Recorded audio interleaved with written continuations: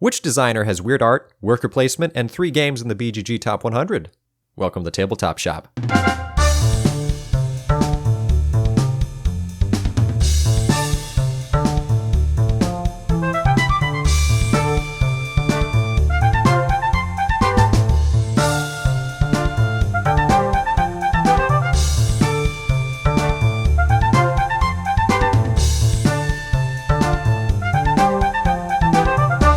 Hey everybody, and thank you for tuning in to another episode of Tabletop Shop. I am one of your co-hosts, Nate Clark, and seated across the city from me is your other co-host, Mr. Cody Pennington. Thanks. Cody, how are you doing today? Thanks, man. I'm doing good. I'm doing great. I'm doing well. Doing well. There we go. How are There's you something doing? grammatically correct. I'm doing also quite well. Yeah. I'm also doing quite well. Did you have a think we stellar both- work day? Oh man, it was pretty quick. I think I only clocked in about 6 hours today, and you know what? Every once in a while, That's it's pretty. nice. That's I don't want to pretty make that a nice. routine. Wait a You Wait know a what? second. But we still Okay, waited what? till 7:30 to start podcasting. Is that what you're saying to me? We could have Yeah, started early, I had to. We could have, but I had some other stuff to take care of today. right? Some Well, other stuff came up. audience, now you see who is the more and less dedicated podcaster here. The reason we don't have The more more and content less? is because of Nate. You know what? That could ultimately be true because I'm leaving the country. Every time. Yeah, right. Every time we try Kind and of. start I something, know. it's like, oh, by the way, I need to make a pit stop In Germany. international waters Yeah. somewhere. All right. Well, anyway, we've got some stuff yeah. to talk about, don't we? Yeah, for sure. Well, you know what, Cody? We have lots of board games to talk about Hey, because that's that's good. what we do in this show. We And did so pretty good for this those week, of you, didn't we? For those of you who are tuning in for the first time to this podcast, I would highly recommend you go back and listen to some of our other episodes. But hey, you know what? If you're sticking with this one, that's cool.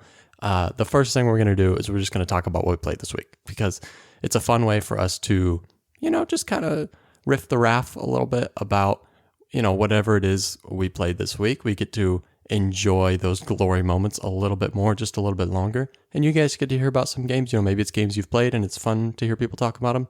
Maybe it's games you've never heard of and you're like, that sounds interesting. And Nate has great taste and very good hair. And so, hey, maybe I should check that game out. Yes, I could tell by the sound of your voice that you have excellent hair. It's amazing. All right. You know what? I will go ahead and start this week. I Whoa, feel like I usually switching make it you up, start. man. Hey, yeah. So I was right. I do usually make you start then. Yeah, that's fine. Go for it. It was a hunch. What have you played? No, wait. How many different unique games have you played this week? Let's go with 8. That's pretty good. All right. And because I've played so many, and I know you have also played quite a few, we'll maybe jump through them a little bit faster than we normally do. Especially because some of these are repeats. So like Champions of Midgard, again, we played together. Kirsten got to play for the first time. Yeah. Has both the expansions in it. Great experience. Love it. If you want to hear us talk about that game a lot more, you can. Isn't that one of the ones that's come up a lot? I feel like you can listen to almost any episode. Yeah. Yeah, we've probably talked about it. But great game. You're just rolling lots of dice, fighting monsters. Has great expansions that are hard to find. A new one, new to the podcast, hasn't been mentioned before. Ooh. Lord of the Rings, the deck builder, Yeah, baby. Fellowship of the Ring. Yes. So this was originally my game. Traded it to you for something. I don't know what, because I just wasn't getting it played. I feel like I gave you but yeah. Euphoria as part of that trade. Maybe. Yeah, I really got the short end of the stick there. But we played it, and it's definitely been a while, and that is a great. Okay, no, I take it back. It's not great, but it's It's a classic. How about that? It's a fun, very simple deck builder that you cannot take too seriously because it's just there's a little too much luck that you're probably just going to get burned, and you can't take too seriously. Yeah, But I think I had like 3 turns where all my cards were discarded. Yeah, So I couldn't do they're anything. just gone. And it was literally like because of a card flip that happened, you like lost, half your hand, and then somebody made you discard 2 cards. And it's like, wow, I have 1 or no cards. Whoop-de-doo. Yay. So, but that's actually a revelation I had playing that game is I feel like I took it more seriously in the past and it made me kind of angry. And now I'm reapproaching this game as like, you know what, just don't take it that seriously. Just enjoy, the game for what it is. Don't worry too much about winning. Do your best, obviously, but like you don't have that much control over the game. So, Dude, it's it's like a metaphor for life. Well, It's maybe deep. we go back and forth about that a lot, but we won't Okay. because, like I said, I want to fine. keep this moving. Canasta, great little card game, where it's a bit basically set collection, and but there's a very tense aspect where you can either draw the top card of the deck, or if you're able to, you can claim the discard pile. Everyone's discarding into it on their turn, and if you have the proper cards in your hand, you can claim the whole stack. And so there are some very, very tense moments in this game where you're just trying not to throw away a card that somebody else might be able to pick up. And sometimes you have to throw away cards you need, or you have to sacrifice like wild cards and stuff like that. So just a great little set collection game that can have some very tense moments. Great for you budget gamers out there. Oh, for sure. Yeah, for sure. And played Catan. It's been a while since I played Catan, but we had Gramps over, so we busted that out because he loves that. When's the last time you played Catan? Oh boy. Honestly, I couldn't even tell you. It's probably been at least 4 or 5 months. No, it's been a while. I was making a joke. Yeah, a pronunciation I got joke. it. You nerd. I picked up on that, and I went right over the smooth like butter, like any professional podcaster would do. I just went right over that, Cody. I didn't stop to come down to your level and swing verbal blows with you. I just kept going, and you brought us back.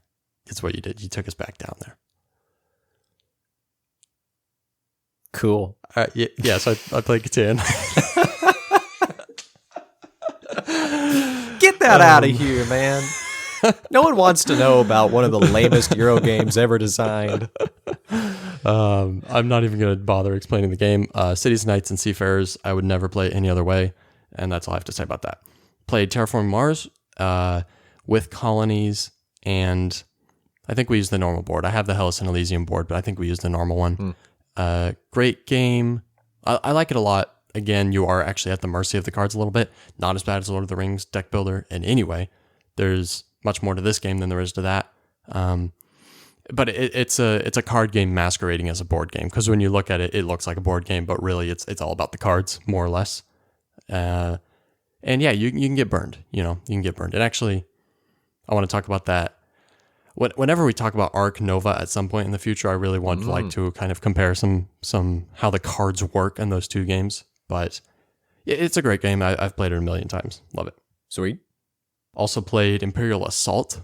Oh yeah. I've actually been playing through this. So this is a Star Wars game. For those of you who don't know, it's a campaign game.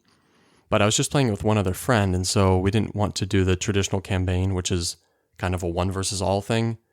So instead, we downloaded the Legends of the Alliance app, which is an app that came out that lets you play cooperatively. So we just played the last mission in that campaign, ended the campaign, and it's a fun game. It's not that deep at all. It's not that complex. It's heavily tactical, not super strategic, but it's fun. It's a great Star Wars immersion through and through. You're not playing it for the deep strategy. You're playing it for the Star Wars experience. As far as the Legends of the Alliance co-op thing, it's okay. I feel like it's much better to play with a group and play versus if you're able to. But if you only have so many people or you really want to play cooperative, I think it's probably fine. The app is great. The storyline is okay. It felt like it was just getting started when the campaign ended. So I was kind of like, what? It's already over? So yeah, I mean, Star Wars, it's not a very interesting universe anyway, so yeah, right. What are you gonna do? Not a whole lot of material to work with, yeah, right? Pretty limited. There are a heck ton of expansions for that game though. So like a bunch of like full-size ones and a bunch of mini ones. So I really want to play that and give it a try, because I am a fan of both Mansions of Madness and Journeys in Middle-earth, and I want to see how it compares. Yeah, it's a great Star Wars experience for sure. Okay. Then played 7-Up, which is basically just a very, very basic card or trick-taking game. Like the most bare bones trick-taking game you can play, essentially. I thought we were only going to count real games in our games we've been playing this week. It is a real game, though. It is a real game. It's not with a deck of cards. So it has its own deck of cards. Yeah, okay. All right. So it's a real game. It's a real game. And then last but not least, Arc Nova. Well, we just played that last night together. Yeah. Phenomenal game. I really enjoyed it. I am looking forward to playing it again so I can really kind of give it an analysis. I feel like I need a second play on that to really feel where I land on it. But yeah, great game that is so... I mean, we talked about this a lot already, but it's so... All of the different things that are going on in the game are so well meshed. They're so interconnected, and not in a way that feels uncontrollable, like things just randomly happen and make other things happen, but like you have to see how they work together, and then you put the things in order that make those things work together. It is a lot of card play. Pretty Paladins-y. Paladins of the West Kingdom-y. Yeah. In that way. You got a lot of different factors that all work together. So that is my 8 games, Cody. Well, Why don't Nate, you mosey on over and have a couple repeats? Thanks for taking like 8 minutes just to ramble about your boring games I feel you like played I did this pretty week. good, but yeah, man, we're already running hot. Yeah, okay. I'm gonna go quick then. Champions Midgard. We've talked enough about that game. I mean, maybe not enough because it's an excellent game. But yeah, I played it. Lord of the Rings deck builder, classic. It has been a while since I played that, so it was fun to break that out with you and Kirsten. And Kirsten and I went on a little trip and played some board games over that weekend. So here's what we knocked out. We played a couple games of Viticulture, and that has also been a while. I always forget how good Tuscany is, man. It's kind of renewed my Viticulture interest. Yeah, we should play that again soon. Need to get some more plays. Got some Quacks of Quedlinburg. Classic push your luck bag building game. Bag building? Pool building? Bag pool building? You know what I'm talking about. It's good. Yeah, Buy your ingredients that do different things, throw them in your bag, and then each round you can pull out a number of ingredients and hope you don't pull out the white ones that make you explode once you get 8. More than 7. Yeah. Including, but not limited to. You know what I'm talking about, yeah. Then, of course, got some Wingspan plays in there, digital. But then I played a physical game of Wingspan. It's been a long time since I feel played like we've a physical already game. maybe covered this, but which one do you appreciate more? Do you appreciate the speed in which you can play a digital game more than you appreciate the tactileness, tactility? Yeah, I definitely... of playing the game. Yeah, I get what you're saying, even though you're just making up words. I definitely appreciate the tactile feeling of Wingspan, but I also like the speed of the digital edition. Here's what I ran into. I'm so used to playing the digital edition. And you know how you have your little cubes that those are your, like the number of actions you can take each round? Basically, so you start with 8 and then you use 1 to score. So then you have 7 and then 6 and 5. Digital, like you don't have to physically move those. It's just you take an action and then it removes one of your action markers. Yeah.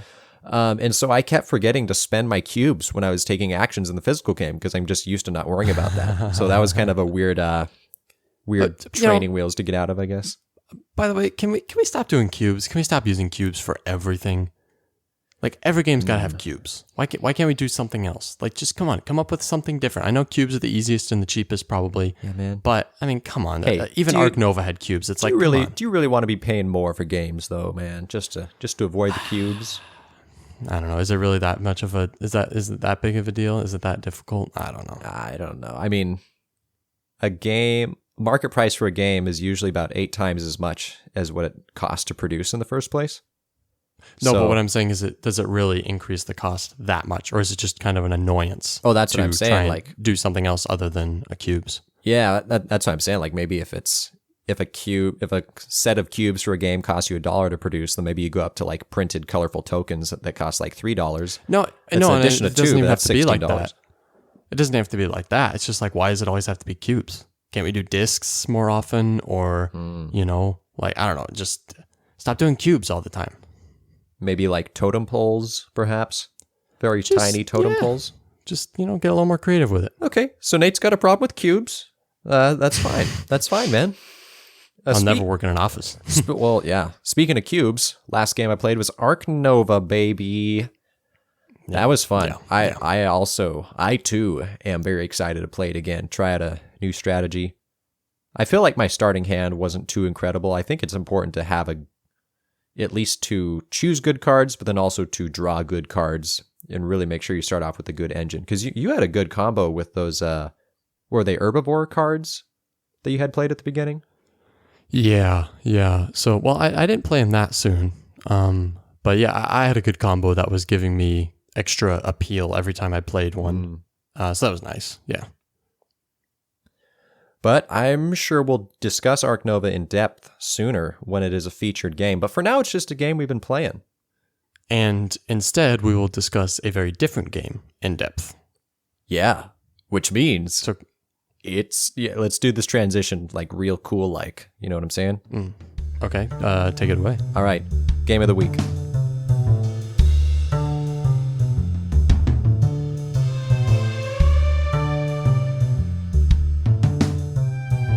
Sweet. So, Meadow, homie, this was actually your suggestion, but I'm fine with it.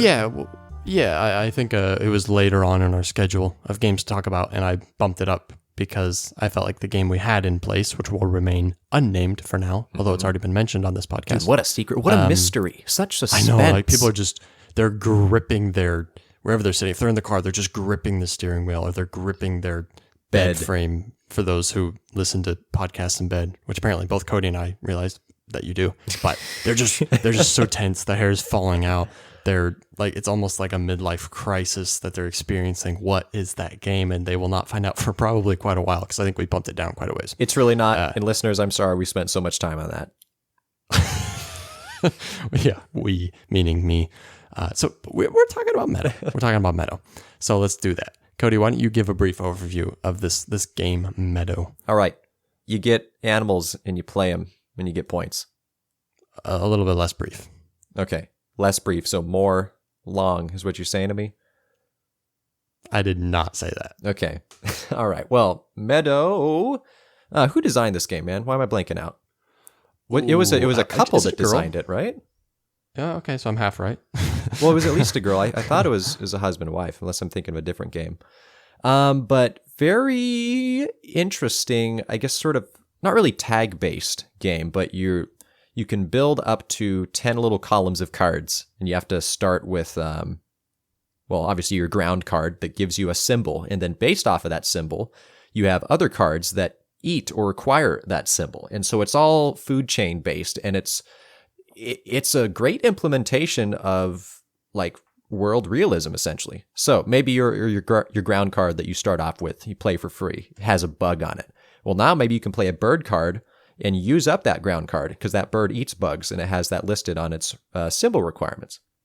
But now maybe you have something else that I guess eats birds or plays off of birds that you can play on top of the bird card. And so you're slowly building up this big nest of symbols, and all these cards that you're playing have varying amounts of points. Cards that give you more victory points are more difficult to play because they have a much larger amount of symbols or conditions that they have required to play.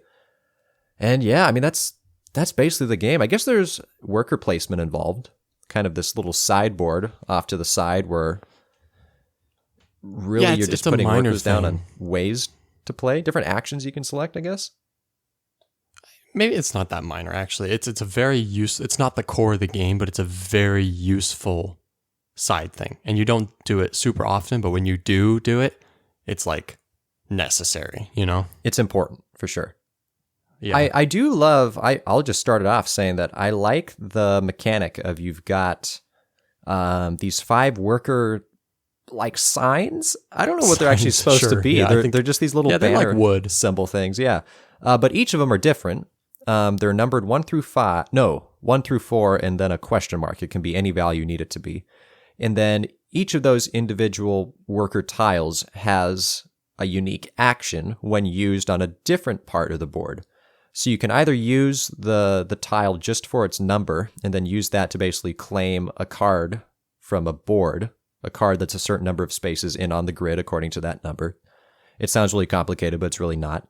Or you can use that tile for its unique ability and play it on a different side of the board to activate that action. That might be like drawing a card or playing a card from your hand or gaining these little road tokens. It's, I guess, just basically multi-function worker tiles, which I don't know if I've really seen that in another game that I can think of. Yeah, because it's not like it's just a worker that can be placed somewhere or can be placed somewhere else. And just depending on what spot you take, it does something different. Mm-hmm. But it's each worker is unique, and each worker has 2 different options on it. Exactly. And so there's a lot more, and it's interesting. So like in the grid, like you were saying, it's a 4x4, right? Yeah. Mm-hmm. When you're picking a card, a lot of times you have more than one way to get that card. You know, you could use a 1 from one direction, but maybe you can use a 2 from a different direction and a 3 from the other direction just to get that card, right? So that's good. In one way, it's good because it gives you a lot of options for getting a card. If somebody's already taken a slot, you can just get it from a different direction, possibly. But it's also nice because it makes you stress out a little bit more on what, like, okay, I could use a 1 to get this, but that 1 also has this possible action. Am I going to want to do that action? Yes or no? Maybe. Okay, maybe. Well, okay, what if I got it with a 2? All right, then I have that action on the 1 available, but then I don't have the action on the 2 available, you know? Oh, but then someone took the spot I was going to go on the next part. Right, so now it has to be a 1 or a 3. Okay, well, which secondary action on the 1 or the 3 is more valuable to me? Do I want to save, you know? So having those 2 actions is actually, I feel like the implications are much deeper than just, oh, you can do this or you can do that, right? It's a lot deeper than that. There's consequences. Well, it's like, I feel like the best games have pros and cons to every choice you make. You know? And so you're always kind of weighing those pros and cons. And sometimes it can't be done quantifiably. Sometimes you're just like, well, I think this is better. There's no way to know for sure. And it depends on what other people do.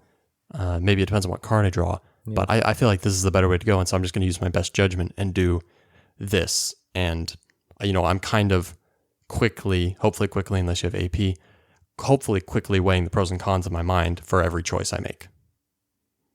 AP, for those uninitiated, is analysis paralysis. Yeah. And then, you know, it just kind of comes down to who's kind of gut feeling, who makes the best judgment calls, basically, throughout the course of a game. And so I really like that. You know, as I'm thinking about it here, it's really not a perfect analogy or description, but the worker placement is a little bit reminiscent of hand management, in the sense that you always have, I guess, the same hand every round as it resets, but you have to choose which order to play these tile things in and how to use each of them, because they can all be used differently. Again, it's not really hand management because they're not cards and they're the same every time, but it kind of reminds me of it a little bit. Well, it is in a way, and I get what you're saying, because you have kind of a hand of different workers that all have different abilities. They don't have all the same ability, right? Because hand management wouldn't really be that useful if all the cards are identical, right? Then it's more like worker placement. So it really is kind of hand management. You have a hand of tiles. They all do different things. You have to choose how and when to use them. So yeah, I feel like it really is. I feel like a lot of hand management games don't necessarily have multiple options for each card, though. Yeah. Do you think hand management is more or less important if you have 1 or 3 hands? What? I'm definitely going to go with 1. I feel like if you only have 1 hand... Yeah, I think it's more important that way. Yeah. I'm like, if you have 3, it's like, you don't have to manage them. Probably you have better odds of just doing something right.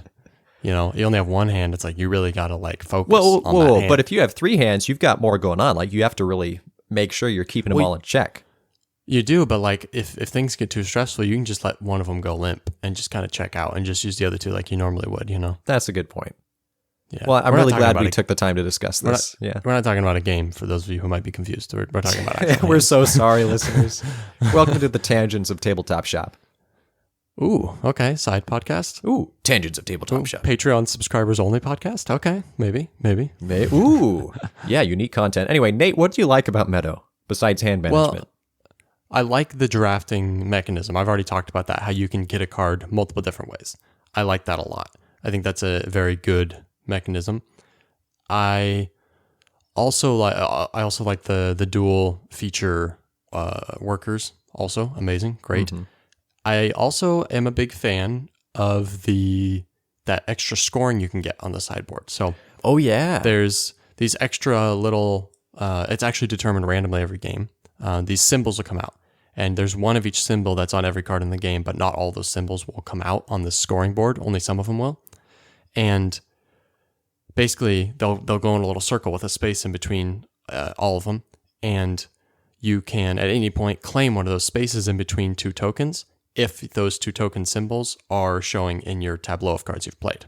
So if there's like a butterfly and a flower and a wolf, if at any point you have like a butterfly and a flower showing in your cards that you've played, you can claim that using action. Or if you have a wolf and a flower showing in your tableau, you can claim that one. and you'll get X amount of points for each one you claim, but there's not enough for everybody to claim all of them. There's only 5 or something like that, maybe 6. And so it's a great little side scoring mechanism to keep in the back of your mind while you're playing the game. It's actually pretty important because you can get up to 9 points over there if you get all 3 of yours out. And that's a decent chunk of points in Meadow, actually. It's 2 big cards. Yeah, I don't think you get over 100 in Meadow, at least not easily. So, 9 points is quite a bit. It's a substantial amount for sure. And so it's a nice little side scoring thing that's going on throughout the whole game, and you kind of just claim it when you can. I like that. It's a bit of a race. I like the strategy implemented with that too, because maybe you play a card that lets you actually qualify for 2 of those spaces, but you're going to take the one that your opponent is also qualified for, so you can take the other one when you have a chance later. Indirect player interaction. Yeah. Yeah. But also it's you're also trying to manage the cards that you play so that you can get other cards played. And, but then on the side, you're like, okay, but I'm also trying to achieve those. And so sometimes you have to choose between not being able to play a card until a little bit longer so that you can claim one of those, because you might be wanting to play a card that's going to cover up one of those symbols that you need to use to claim a bonus. And so again, pros and cons, right? And I think that's a great attribute to any game, is the more you can inject pros and cons into decisions into a game, the more replayability and the more engaged I'm going to be with that game. Yeah. One way I like how they implement that is with the separate decks of cards. You've got one for each direction. You got south, west, north, and east, obviously in that order. But each, there's an appendix or glossary, whatever you call it, on the back of the rule book that shows you the breakdown of, in each of those 4 decks, what different symbols are most common. Because there's a whole bunch of symbols in the game. Yeah. I mean, different animal types, plant types, ground types even. And so if you're really hoping to get a certain type of card and you're just going to draw blindly from one of the decks, you can look on the back of that index there and see where you're most likely to get that card symbol. Yeah, that's a phenomenal little resource. I love that so much, actually. Multi-deck selection. That's specialized deck selection. There's got to be a name for that mechanism.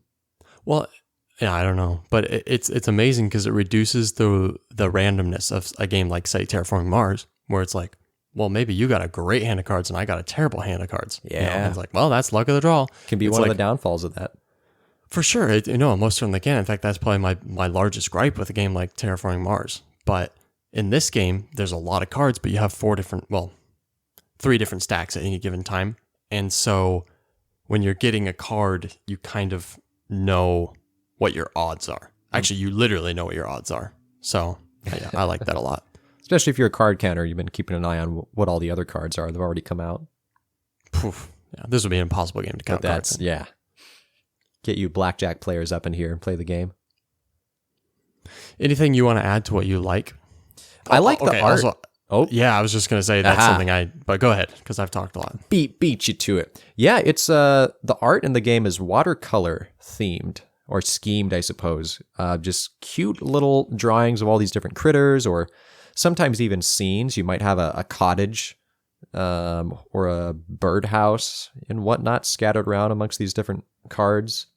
Ground pictures, even of the little insects. But whoever the artist was, actually I'm looking at it, we've got a Carolina Kijak? Yeah, they're all Ks. Something like that. That's right. This is the K game, wasn't it? But yeah, she did a great job. Even the cover of the game that shows the little ferret, I think it is. I was going to say weasel, but I feel like weasel is probably not what it is. Little red fella, that guy. That's actually one of the cards that's in the game that you can get, and it looks phenomenal. Like what you see in the box is what you see in the game. Yeah, I also phenomenal art, definitely. Good talk. Peaceful. It's kind of a serene game just because of the theme. It is a pretty relaxing game thematically. Isn't it weird how much the theme affects you and you probably don't even really realize it? Like if this exact same game was like a dark space, almost like kind of horror space themed game, it would not be a relaxing experience at all. Yeah. I might still play it, but it wouldn't be relaxing. It would be a totally different experience, even though the game would be exactly the same. Everdell's the same way, man. Like in heart, that is a pretty stressful game. For sure. But it's in 97% made by the artwork, by the theme, the background of the game itself, the lore, if you will. I'm not saying it's a bad game mechanically, because it's an incredible game mechanically, but it's made even better by the artwork. No, yeah, I feel like there's been a trend almost of making deceptively cute games, you know? So like that, like Everdell, like Root, Yeah. you know, games like that where it's like, oh, look, it's cute. It's a kid's game. It's like, wow, boom, you just got hit in the face with this game. It's like, just destroys you, you know? So I like how Furnace is kind of the opposite of that. It's like, welcome to hell. so true, dude. So true. Wow. Yeah. Anyway. Okay, well let's move on to what we dislike about Meadow. Okay. And you can start off on that if you want. I'm sure you have some things to say at least. I don't ever really want to get this game out. I know we just spoke good stuff about it, but usually it's kind of towards the end of the list on my shelf for a game I'd want to play. And I don't really know how many more times I'm going to play this game necessarily. It's not a bad game. It's just overall, even though it's pretty relaxing, it's not a particularly gripping game for me. Wow. Yeah. Okay. I'm detecting by your reaction that you agree with me. I do not agree to the extent that you are putting that out there. I was also underwhelmed by the game when I played it the first time. There's not as much depth to it as I would have hoped, especially because researching the game before I played it, I was like, wow, the drafting is so cool and it looks amazing. And, you know, everybody's raving about it. You know, everybody's like, oh, this game is it's the best, whatever. Yeah.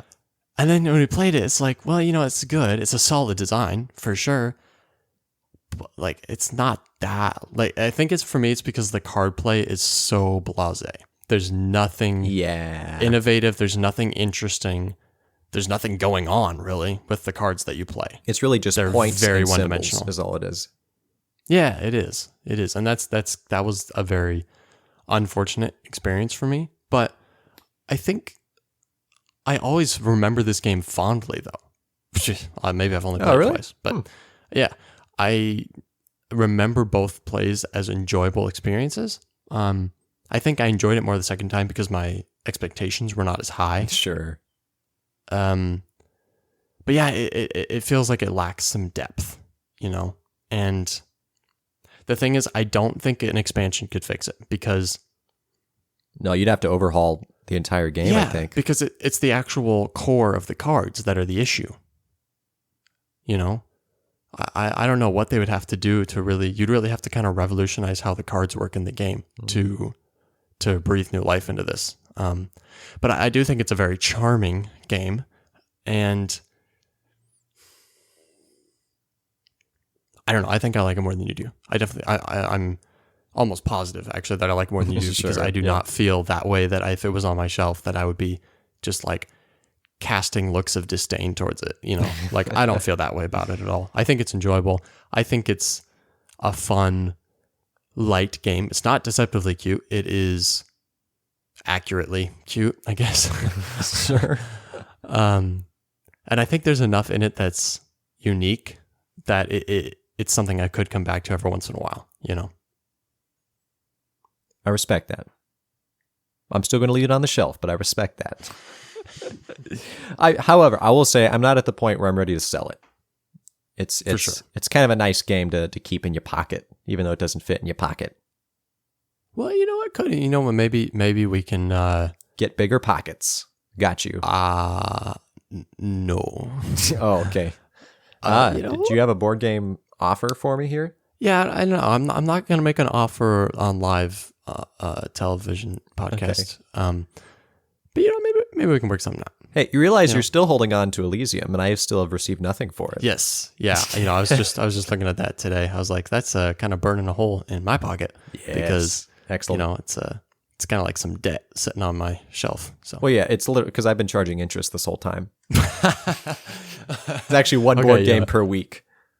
All right. Well, people don't care about this.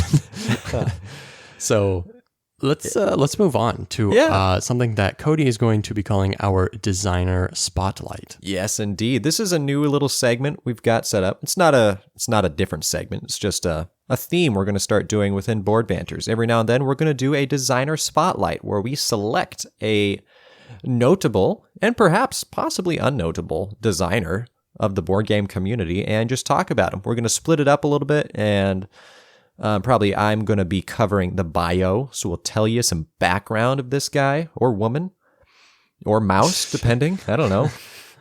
And then Nate's going to hit you up with some popular games that has been produced by that designer. Okay. So how's that sound, man? Yeah, I mean, do you want to start with bio first and then go to games, or the other way around? Let's start with bio. That seems thematic. Okay. Well, you're Cody, probably wondering how I got here. The bio of whom? Whom? Today is Shem Phillips, ladies and gents. And no, Nate, I do not think Shem stands for anything. I don't know what it would stand for. Shemaculate. Shemaculate Phillips, the legend himself. Shem Phillips is from New Zealand, bro. Did you know that? I did not know that. Actually, I think I told you yesterday he was from Australia, and I was wrong. It's New Zealand. I just forgot. But yeah, the dude looks like a Viking. I've seen a couple interview videos with him now, and he's got a fairly thick red beard and some red hair around the back. And he looks a little bit intimidating, but then he starts talking. He's just kind of like, yeah, I'm Shem Phillips, and I like designing games. It's great. That was a terrible accent. Okay, that was like somebody an Australian who's trying to get rid of their Australian accent. Hey, New Zealand is what I'm talking about. It was not a New Zealand accent. It was not. New Zealand. Anyway, the manner I spoke in, though, that's how Shem Phillips talks, even though that probably was not a direct quote from him. So timidly, you're saying he's a baby. No. How'd you get that? Come on, man. He looks like a Viking, and he's from New Zealand. I got it, Cody. I got it. Well, Shem Phillips, here's the deal, Nate. He doesn't drink tea or coffee. He drinks hot cocoa. That's one of my main takeaways from what I was able to gather and research from him. Don't worry, I have more stuff. I just wanted to point that out. He says, I have no comment at this time. In the morning, no tea or coffee for him, hot cocoa. And I respect that. That must be the secret to his success. Because he does have 3 games in the BGG Top 100. Yeah, that can only be attributed to the indulgence of hot cocoa. Yeah, hot cocoa. Like Jamie Stegmaier, do you think he drinks hot cocoa in the morning? Is that like I don't think at all about what Jamie Stegmaier drinks in the morning. I don't think about it ever, Cody. Not once. You did now. Gotcha. So let's talk about this man's games. Yeah, Shem Phillips founded Garfield Games in 2009. And here's what I respect about this guy. He, as far as I can tell, and from what he's described, he just started off personally producing all his games and personally distributing them. He would use just a die cutter machine at home and cut out cards that I think he just graphically designed himself. Yeah, that blows my impressive. mind. A lot of respect for that. Yeah, man. You just take blank white boxes, and I think he said you just slap some labels on them or something to mark his games, throw some cubes in there, get a little basic custom board. He did say he was pretty limited, on just simple tokens and whatnot, what he can include and produce in the game. But from 2009, for about 4 or 5 years after that point, he was just personally selling these games around New Zealand. Wow, so he was making, I don't know if he was making copies that he was actually selling. He wasn't just making prototypes. He was actually selling what he was making in his house. No. He would himself produce the games in their entirety and then sell them. Wow. Which is awesome. It's impressive. But where things changed for him is in 2014. His company, and when I say his company, I think it's literally him, his wife. I don't know if he had his brother Sam in at that point. Then there's another Sam McDonald, which is basically a contractor, monetarily wise, but just a friend that he works with to produce the games. I think Sam worked on all the West Kingdom games, I believe. I don't remember exactly when he started, but anyway, they did a Kickstarter in 2014, which became Shipwrights of the West Kingdom, and that's what North Sea. But oh no, dang it, Shipwrights of the North Sea. So many things. He's got a South Tigris trilogy coming out, man. Yeah, well, one of them's already out, but we'll get to that later. Oh, Cody. Okay, well, there you go. Then he's got a East something coming out. But sure, that's what he did. That's what got him on the map. He found a fella, and I'm totally going to butcher this name, but Mihailo Dmitrievsky? guessing a Russian fellow. I'm he found this at guy, but like my pronunciation would have been just as bad. So Excellent. Well, we know the golden rule. You pronounce it your way, I pronounce it my way, and then we average them, and we did it right. Yeah, for sure. Yeah. Well, he found Meadow on DeviantArt and just liked his stuff. And I guess the guy within 2 hours just threw together like the first 3 cards for the game. And that has kind of become the distinctive art style of a lot of the Shem Phillips games. But that did that initiate the game being made? Or was that just the art? Or are we just talking about the art? No, the Kickstarter, I think, was already in progress, or it was already on the horizon. Shem was just looking for an artist to start doing good stuff that was better than he could do it. And this guy, he goes by Miko, his Mico, I guess is easier to say, did all of the games up until Viscounts of the West Kingdom. Well, and he's done a lot of games now too. Apparently that guy was not even a board game artist until that point. He was just he didn't even know anything about, I guess, the board game world or board game art and illustrations. I mean, do you have to be? I feel like as far as the art goes, it's pretty easy to get involved. Oh, for sure. I'm not blaming him for that. I'm just saying that up to this point, he wasn't even really familiar with it. But then after that point, you can look him up on Board Game Geek, and he has, I'm probably looking at a list of 20 to 30 games since 2014 that he's worked on. That at least Board Game Geek considers notable games. Well, but I have to say that as much as I'm not a huge fan of the art style of his art style, but there's a drastic improvement from Shem Phillips' other productions pre Shipwrights to what it looks what Shipwrights looks like. There's definitely a change. Yeah. Well, I will jump in there and say that Raiders of the North Sea, they switched over to Shem's brother Sam Phillips. So he did the art for that one, and you can tell it looks a bit different, or a fair amount different from like the West Kingdom games and the North Sea games. So yeah, I guess he kind of brought him on. They're working on that. But here's a fun fact about Shem Phillips. He started off as a musician, and that was basically his creative hobby for a long time until his 20s. He, I guess, discovered the hobby board game community and just used that as a creative outlet to design games, which I very much relate to. Interesting. He was a music. Well, he was like a teacher or a tutor, or like, well, he just like played the trumpet and made money somehow. I don't actually know what his occupation was before that point. Subway I think he tunnels. just liked playing instruments. Sure. Penguin in a subway tunnel in Russia or New Zealand. But that's what I got on Shem Phillips, homie. Cool. Well, what you got? You got some dank games that he's designed, maybe? Yeah. So obviously, the majority of his resume, a portfolio, actually is the better word. The majority of his portfolio is good word, man. Is like the West Kingdom trilogy and the North Sea trilogy, and now the upcoming South Tigris trilogy. Of course, the question is, what is the East trilogy going to be? We'll have to find out. Yeah. Wouldn't it be great if it was just 2 games? No, Cody. It wasn't 3? Oh, okay. I guess not. But yeah, so before that, like you were saying, he was kind of doing his own thing. And yeah, there's a lot of not necessarily unranked, but like, they might as well be, some of those games. I'm not trying to like make fun of these games. I didn't really look into any of them at all. But like I said, there is a notable difference in production quality from them to when you get up to Shipwrights, which of course is a byproduct of kickstarting, right? Like now you are actually bringing in serious money, or more or less, even if we're not talking about profit, but if we're talking about being able to pour resources into the game, now you have a lot more available, right? So, yeah. So definitely after Shipwrights, things got a little bit crazy in the Phillips household, I guess.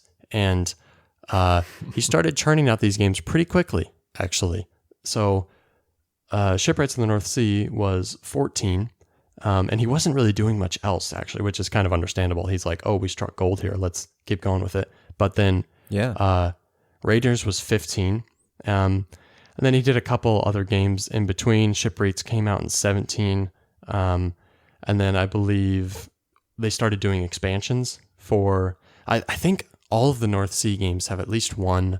Some of them even have 2 expansions. And then, of course, they have like all these like little promos and stuff because they were Kickstarters. And then he went on to West Kingdom, and that's where he really, I feel, so obviously the North Sea games were the ones that kind of got him on the map, and then the West Kingdom games are the ones where he like really kind of stamped his claim. Dominated. You know, he was like, okay, I am relevant now.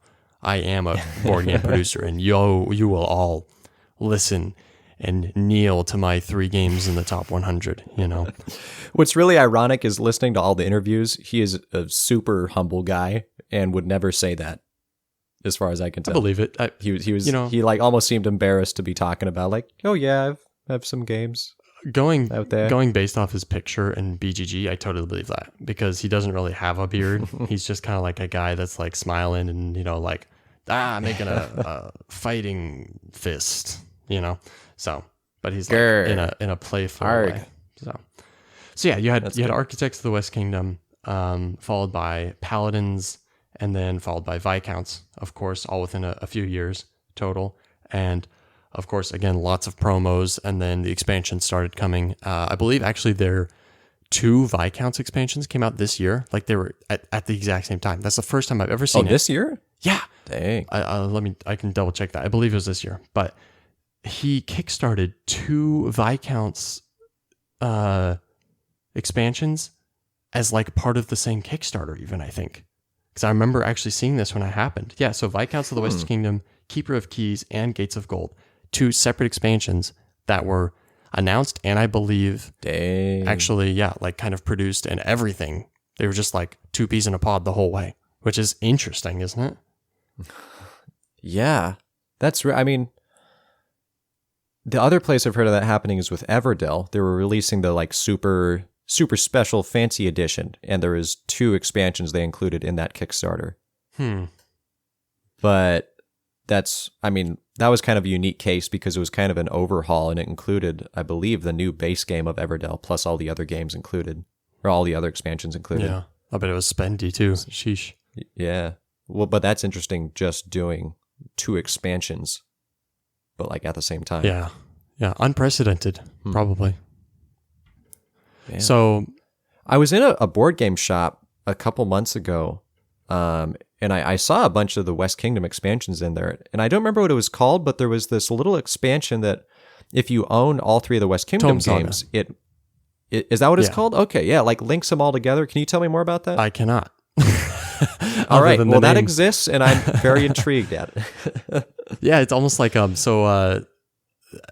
might not be too familiar with this. I believe there's an expansion called C3K, which connected the games Kemet and Cyclades.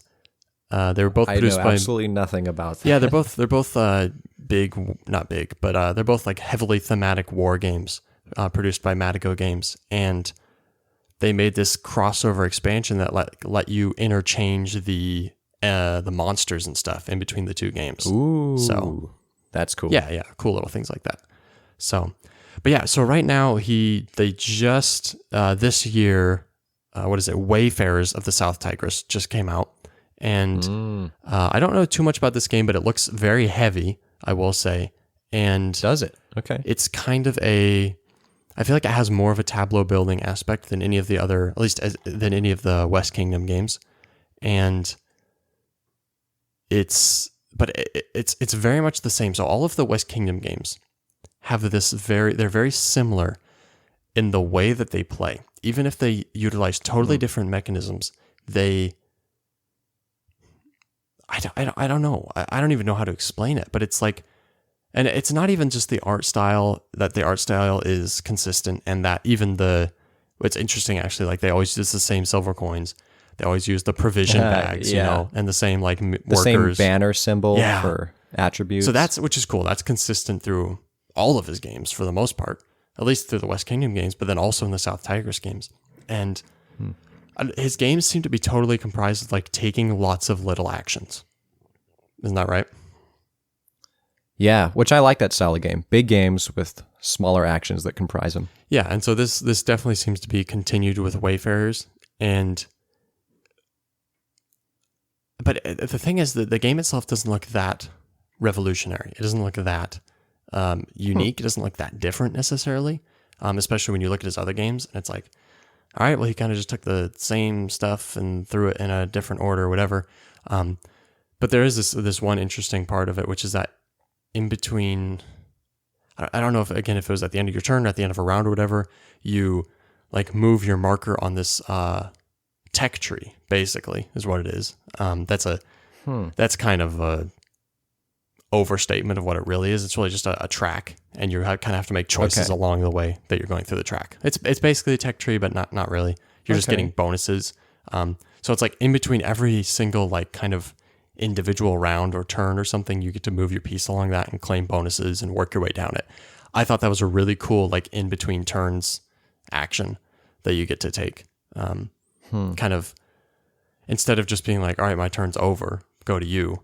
It's like, I get to do something in between, you know, and everybody gets to do it, you know. And like I said, I don't think it's quite in between every turn, but it's something like that. Like after you've done a couple things, then you get to do this. And so everyone's doing it not exactly at the same time. It's not like, okay, the round's over, everyone moves, but it's like, all right, I get to move now. And then maybe a turn or 2 turns later, you're getting to move. And then I'm getting to a turn later, you know, something like that. So it's just a cool, reliable thing that happens throughout the game that is just like, hey, free stuff, you know. It's just a little bolster for you. That does seem pretty interesting. I'm looking at some of the pictures now because I haven't really explored it before. So like, yeah, like looks like it's voted a 3.58 for weight, which Paladins was like a 3.7 or something, I think. I like comparing things to Paladins because Paladins is like the heaviest of them. Oh yeah, Paladins is 3.70. Yeah. Good memory. Which I love Paladins, man. So let's.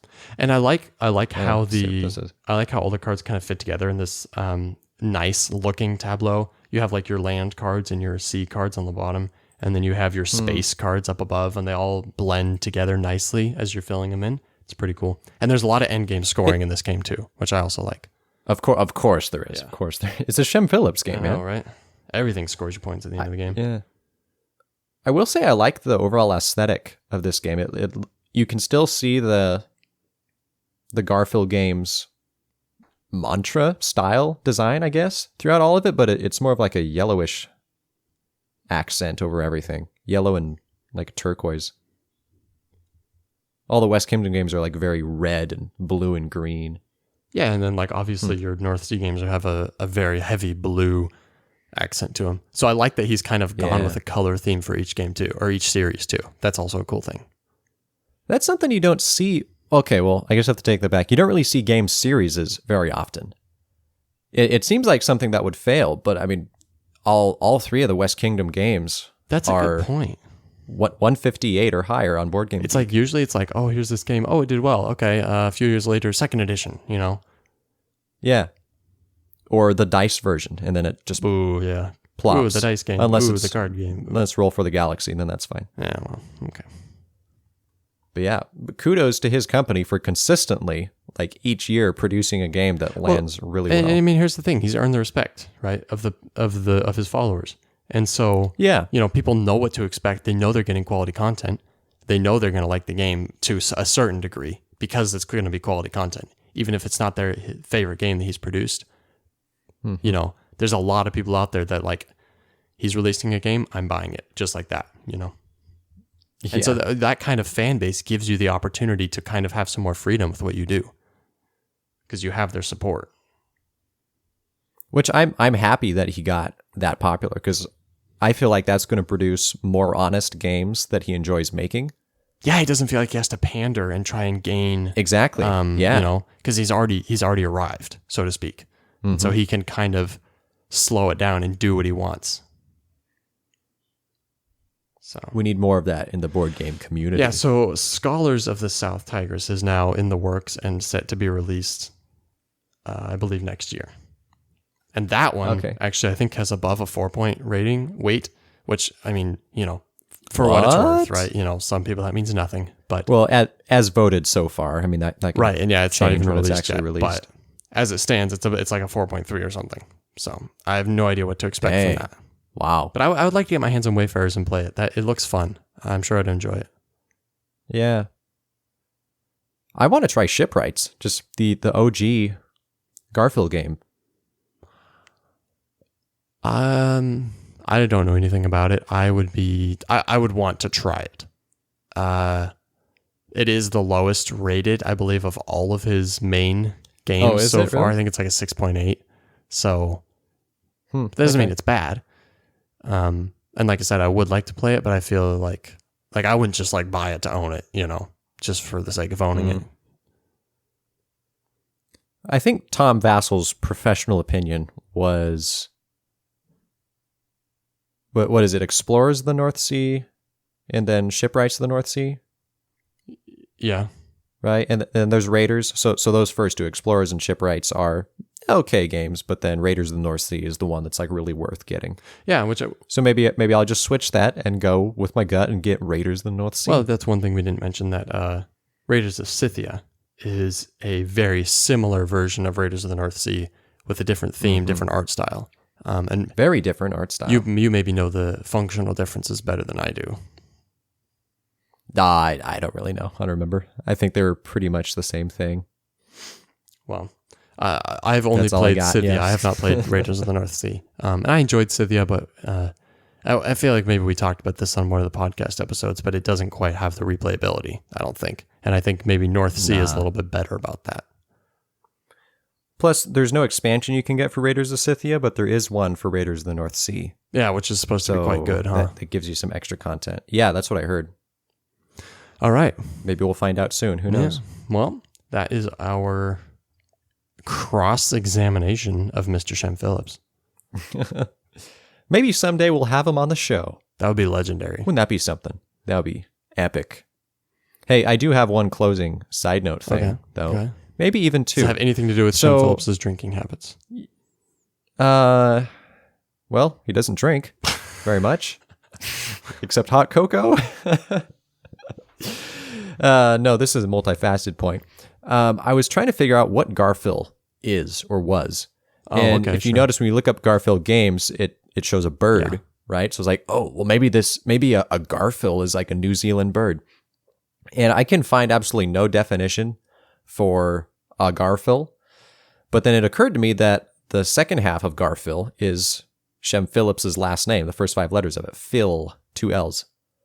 So it got me wondering, was there some other designer that was like in the process, or someone else he knew that last name started with Gar and then it got put together? Kind of like Stonemeyer, like Alan Stone, Jamie Stegmaier.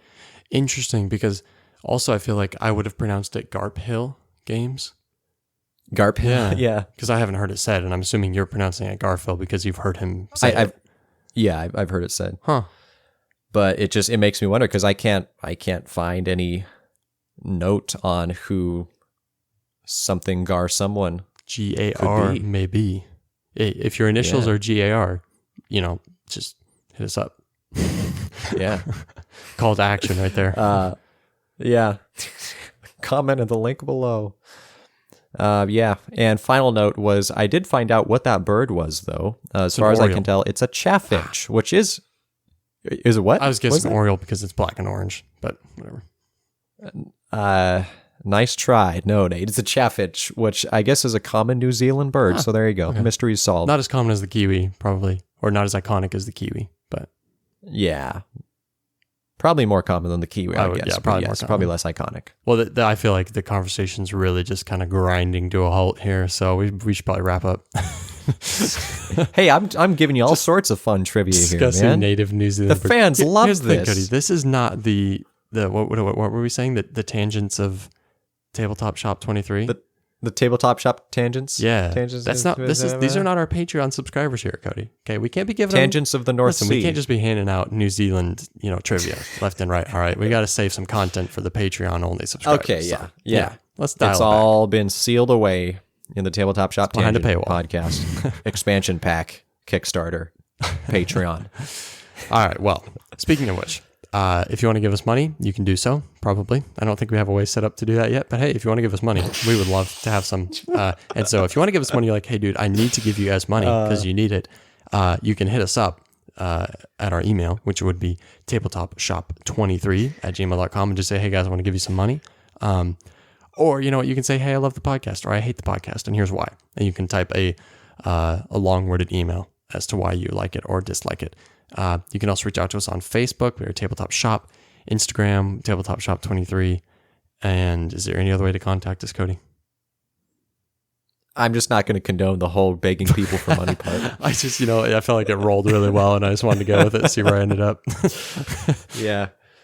Go find our PayPal. No, we're not asking for money. I mean, no. But we would like to hear from people. We would like to hear feedback on the podcast. So, if you have the time, if you feel like doing it, we would appreciate any kind of feedback for sure. Yeah. And thank you guys. And remember. Well, that was unfortunate. Thank you guys for listening. And remember, filling the castle is a good way to break Viscounts of the West Kingdom. Hey folks, thanks for listening. This has been the Tabletop Shop Podcast. We release episodes every other Wednesday, which is 2.17 times a month for you nerds. We'll catch you guys in the next episode, and in the meantime, keep on playing games.